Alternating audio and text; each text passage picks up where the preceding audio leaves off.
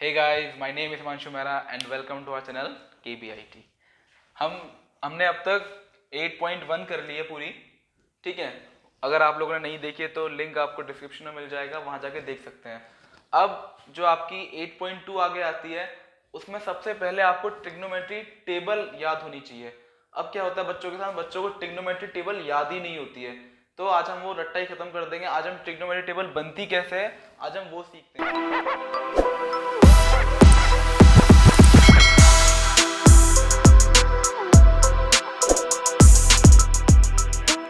सबसे पहले हमें क्या लिखना है कि वो कौन सा ट्रिग्नोमेट्रिक एंगल है या कौन सा रेशियो है, ठीक है। तो पहले यहाँ लिख लेते हैं कुछ, लाइक यहाँ पे मैंने पहले लिखा साइन थीटा, दूसरा लिखा कॉस थीटा, फिर कौन सा आएगा टेन थीटा, फिर साइन का उल्टा क्या हो जाएगा कोसेक थीटा, कॉस का उल्टा क्या हो जाएगा सेक थीटा एंड टेन का उल्टा क्या हो जाएगा कॉट थीटा। आई होप इतनी बात समझ में आ रही होगी। अब देखिए ये डब्बा भी बना लेता हूँ पहले मैं, डब्बा बहुत जरूरी है ना, तो डब्बे में टेबल ही तो बनेगी, कैसे बनाओगे ठीक है। यहाँ पर तो आ गए आपके वो। अभी देखिए सबसे पहला एंगल कौन सा होता है 0 डिग्री का, तो 0 डिग्री हमने यहाँ लिख लिया, ठीक है। ये 0 डिग्री की वैल्यू हो जाएंगी। उसके बाद देखिए जरा, उसके बाद कौन सा एंगल होता है 30 डिग्री का, तो ये 30 डिग्री का एंगल लिख लिया हम, लो डिग्री भी लगा देते हैं, ठीक है। उसके बाद 45 डिग्री का, 45 डिग्री का, उसके बाद 60 डिग्री का, उसके बाद लास्ट में 90 डिग्री का, 90 डिग्री का। वो एक लाइन हमने फालतू बना दी जानबूझ के, कोई नहीं बता देते हैं इसको, कोई जरूरत नहीं है भाई तुम्हारी चावना से। आओ चलो देखो, अब हमें दो क्या करना है, हमें ना बस दो की वैल्यूज याद रखनी है, एक साइन थीटा की और एक टेन थीटा की, बाकी सब की वैल्यू अपने आप निकल के आएगी। देखो तो साइन 0 की वैल्यू कितनी होती है 0, साइन 30 की वैल्यू होती है 1/2, साइन 45 की वैल्यू होती है क्या 1/√2 और साइन 60 की वैल्यू होती है √3/2 और साइन 90 की वैल्यू होती है 1। बस आपको एक ये याद करनी है वैल्यूज, जो कि बहुत सिंपल है, आप एक बार में फ्लो में बोलोगे तो आपको यही याद हो जानी है, लाइक 0 1/2 1/√2 √3/2 एंड 1, ठीक है। अब जो cos थीटा की वैल्यू होगी ना वो जस्ट यहाँ से उल्टी चलती हुई आएगी, जस्ट अपोजिट चलती हुई आएगी, लाइक वहां पे जो यहाँ पे साइन 90 की वैल्यू है वो यहाँ पे cos 0 की वैल्यू होगी, लाइक वहां देखिए 1 उल्टा कर दो, बस कुछ नहीं करना, √3/2, फिर ये तो यही रहेगा ना 1/√2, फिर यहाँ पे आएगा 1/2 और यहाँ पे क्या आ जाएगा 0, देखो यहाँ पे 0 है, तो ये इसका उल्टा हो गया, ठीक है। टेन थीटा की वैल्यू मैंने आपसे क्या बोला था, आपको साइन थीटा की वैल्यू याद रखनी है और आपको टेन थीटा की वैल्यू याद रखनी है, ठीक है। तो टेन 0 की वैल्यू कितनी हो जाती है, टेन 0 की वैल्यू भी 0 ही होती है, और टेन 30 की वैल्यू होती है 1/√3, टेन 45 की वैल्यू होती है 1 और टेन 60 की वैल्यू होती है कितनी √3 एंड टेन 90 की वैल्यू होती है नॉट डिफाइंड, मतलब कि अपरिभाषित, ठीक है। आ रही कि नहीं आ रही बात समझ में इतनी।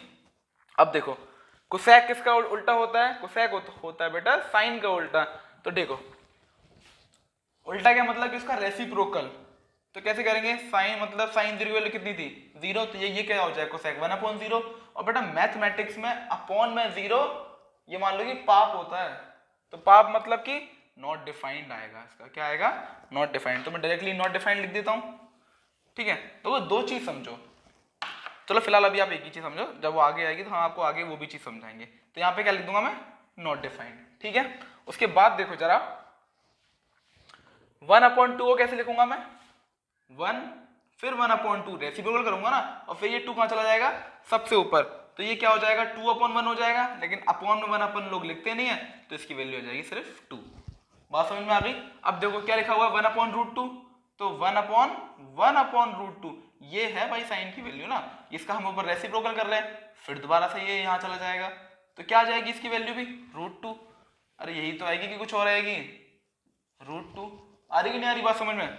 उसके बाद देखो क्या लिखा हुआ है √3/2, इसको भी करो √3/2, तो ये भाई साहब कहां से लेंगे सबसे ऊपर, क्या आ जाएगा 2/√3 में, क्या जाएगा 2/√3, ठीक है।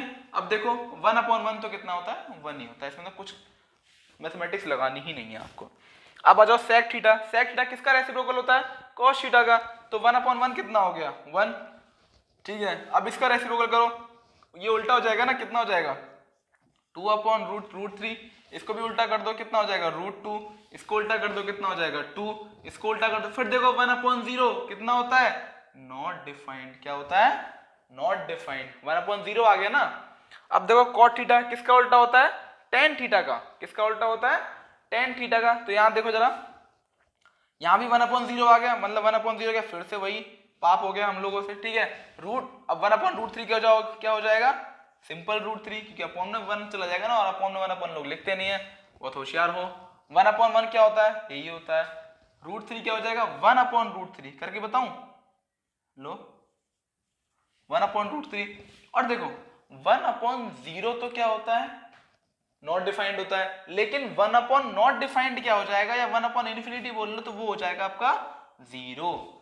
बात समझ में आई कि नहीं आई, ये है पूरी की पूरी ट्रिग्नोमेट्री टेबल।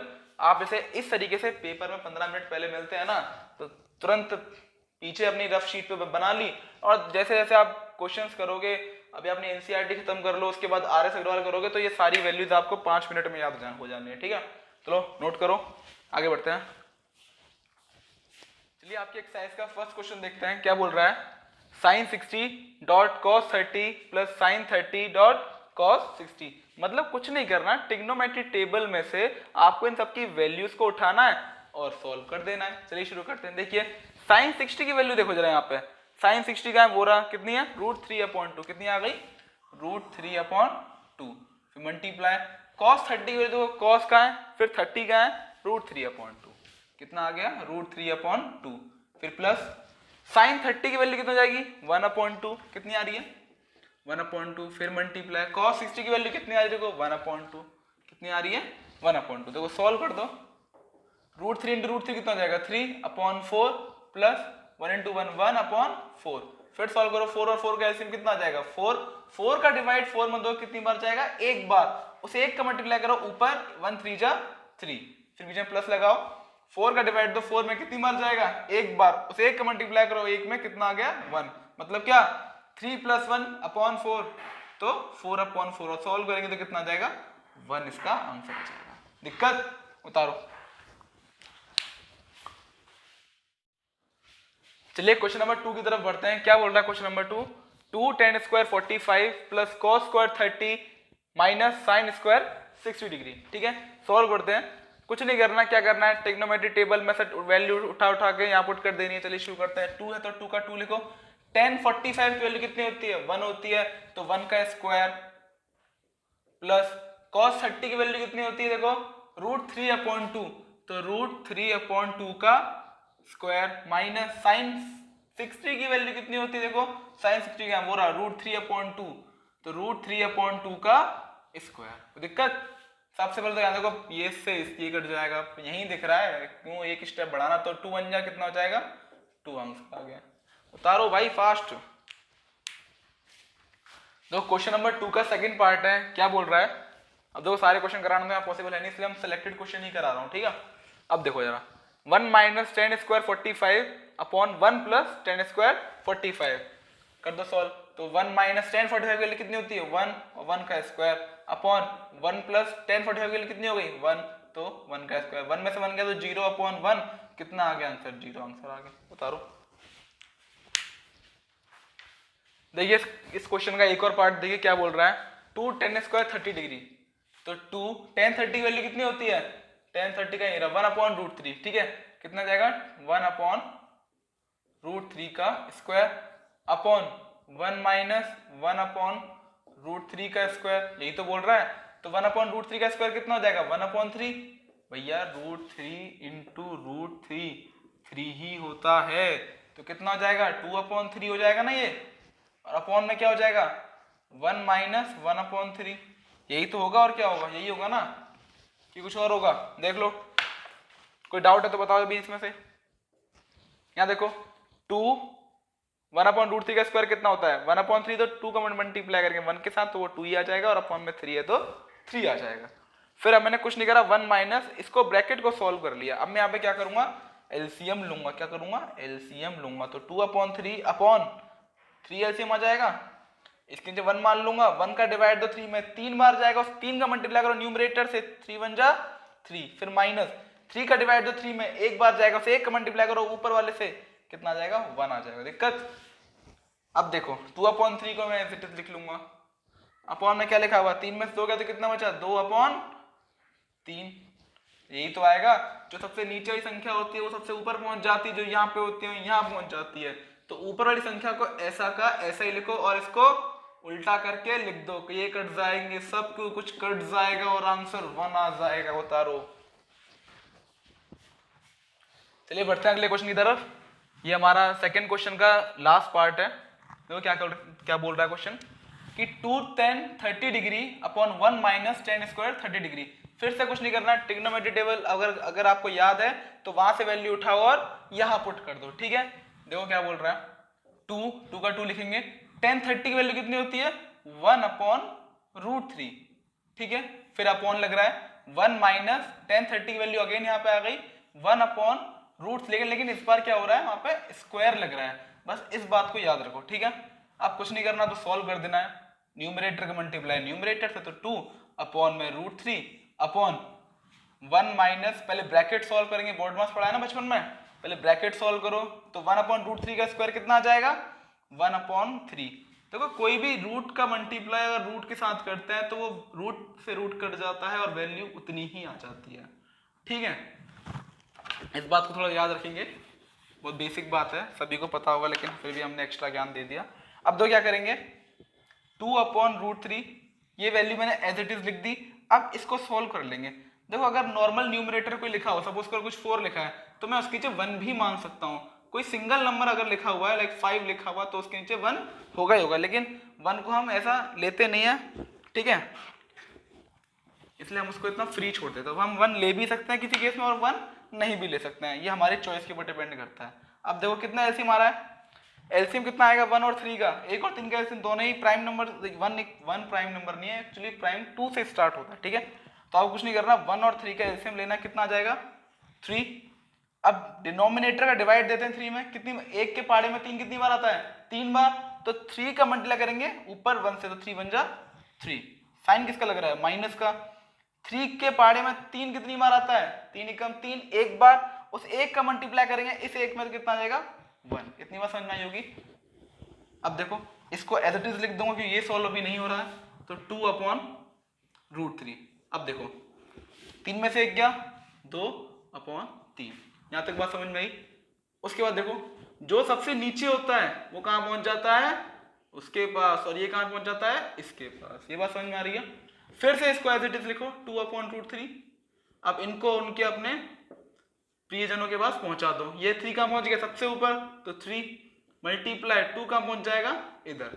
ये बात समझ में। अब कुछ कट रहा है, देखो 2 से 2 कट रहा है, कितना आंसर आ गया, 3/√3। लेकिन ये आंसर नहीं है, क्यों, क्योंकि डिनोमिनेटर में कभी रूट नहीं छोड़ते।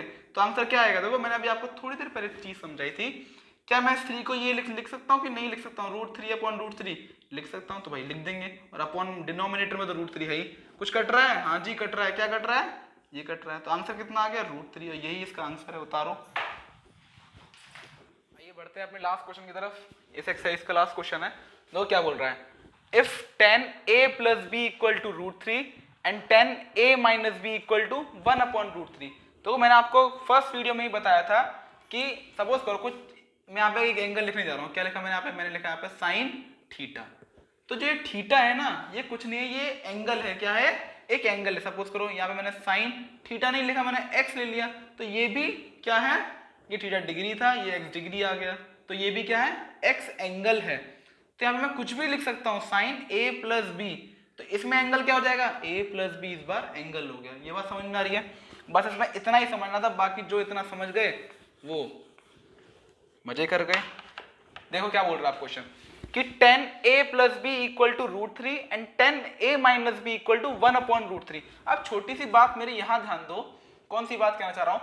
इस tan a + b में एंगल क्या है भैया, tan a + b में एंगल a + b है, और इस tan a - b में एंगल कौन सा है, a - b है। इतनी बात समझ में आई कि नहीं आई।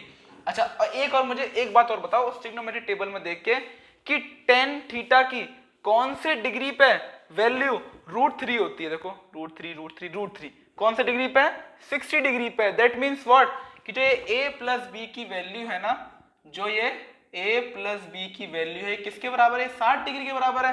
अरे tan 60 डिग्री ही तो √3 होता है। दैट मीन्स व्हाट कि a प्लस बी किसके बराबर है 60 डिग्री के बराबर है। इतनी बात समझ में आई। अब यहां ध्यान दो जरा, यहां पे दे रखा है tan a minus b equal to 1/√3, मतलब कि tan का कोई ऐसा एंगल है जो कि 1/√3 के बराबर है। ढूंढ लेते हैं भाई, ये रहा tan थीटा, कहां है 1/√3, कौन सा एंगल है 30 डिग्री। मतलब कि क्या कि जो ये a माइनस बी एंगल है, ठीक है, इसकी वैल्यू कितनी है 30 डिग्री। ठीक है, तो यहां लिख लेंगे a minus b equal to 30 degree. I hope यहां तक बात समझ में आई होगी। इस इक्वेशन नाम दे देंगे फर्स्ट, इस इक्वेशन नाम दे देंगे सेकंड। ठीक है, अब इन दोनों को जोड़ लेते हैं, एडिंग फर्स्ट एंड सेकंड। ठीक है, जोड़ो, कितना जाएगा a और a कितना हो गया 2a। ठीक है, plus b minus b cut जाएंगे, कितना हो जाएगा 0 आ जाएगा ना, इक्वल टू 60 और 30 कितना हो जाएगा 90 डिग्री। यहां तक बात समझ में आई। तो a की वैल्यू कितने देगी, ये मल्टीप्लाई में था, वहां जाएगा तो डिवाइड में हो जाएगा, कितना जाएगा 90/2 इक्वल टू 90 को 2 से डिवाइड करो कितना आएगा 45 आएगा कि नहीं आएगा, आ गया 45 डिग्री। आपको a की वैल्यू मिल गई। ठीक है, अब आपको क्या करनी है b की वैल्यू निकालनी है। इस a की वैल्यू को उठा के आपका मन करे तो आप इस इक्वेशन में पुट कर दो या फिर से आप इस इक्वेशन में पुट कर दो। चलो मैं ऐसा करता हूं, मैं इस इक्वेशन में पुट कर देता हूं। ठीक है, तो यहाँ पे क्या आया a minus b equal to 30 degree, है कि नहीं है। अरे भाई मैंने इस इक्वेशन में पुट कर दी है वैल्यू, a की वैल्यू कितनी आई है 45 डिग्री, तो 45 degree minus b equal to 30 degree. ये बात किसी को समझ नहीं। देखो मेरे को वैल्यू निकालनी है b की, माइनस बी की नहीं निकालनी, मेरे को किसकी वैल्यू निकालनी है b की। तो ये जो यहाँ पे b है वो किसका है माइनस का है, इसलिए मैं इसको वहां ले जाऊंगा तो ये किसका हो जाएगा प्लस का हो जाएगा। तो क्या करेंगे देखो 45, और देखो इस 30 प्लस का है, इस 30 को मैं कहाँ ले आऊंगा इधर, तो ये माइनस का हो जाएगा। तो 45 माइनस 30 डिग्री इक्वल टू कितना आ जाएगा b। ये बात समझ में आई। और 45 में 3 के तो कितने बचते हैं, तो b इक्वल टू 15 डिग्री। ये इसका आंसर आ गया। दिक्कत है तो बताओ, कोई नोट करो।